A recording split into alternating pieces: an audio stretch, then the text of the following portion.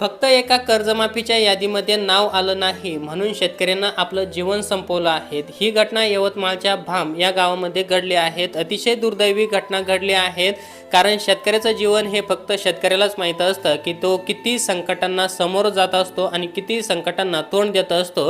कारण फक्त एका कर्जमाफीच्या यादीमध्ये नाव आलं नाही म्हणून ह्या शेतकऱ्यांना आपलं जीवन संपवलं आहे।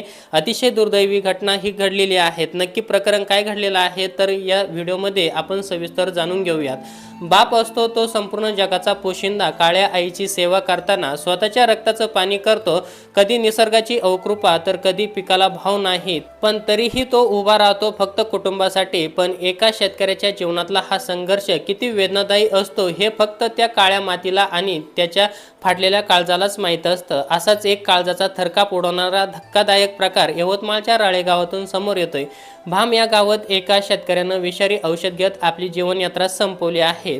कर्जमाफीच्या यादीमध्ये नाव नसल्यामुळे या शेतकऱ्याने आत्महत्या केल्याचा दावा मृत शेतकऱ्याच्या कुटुंबियांनी केला आहे। बँकांच्या चक्रा मारून थकल्यानंतर जेव्हा कर्जमाफीच्या यादीत आपलं नाव नाही असं दिसलं, तेव्हा त्या नैराश्यातून हताश होऊन या शेतकऱ्यानं हे टोकाचं पाऊल उचललंय। प्रशासनाकडून कर्जमाफी केलेल्या शेतकऱ्यांची यादी जाहीर झाली आणि या यादीत नाव नसल्यामुळे एका पोशिंद्याची जगण्याची उमेद संपली। या घटनेविषयी बोलताना मृत शेतकऱ्याच्या निष्पाप मुलीचे डोळे पाणवले होते। ती सांगत होती, शेतीबद्दल आम्ही खूप अडचणीमध्ये आलो होतो, त्याच्यासाठी बाहेरून पैसे काढून आणले होते। वडिलांवर तेही कर्ज होतं आणि शेतीमध्ये लावण्यासाठी काही पैसे नव्हते। कर्जमाफीची जी लिस्ट आली होती तर ती ताईने पाहिली होती, पण त्यात बाबांचं नाव दिसलं नव्हतं। त्या दिवशी संध्याकाळी ते खूप नाराज होते। त्यांनी जेवण केलं पण आमच्याशी नीट ते बोलले नाहीत। खूप नाराज असतानाच ते जेवण करून बाहेर गेले आणि बाहेरून परत आले तर ते विष घेऊनच घरी आले।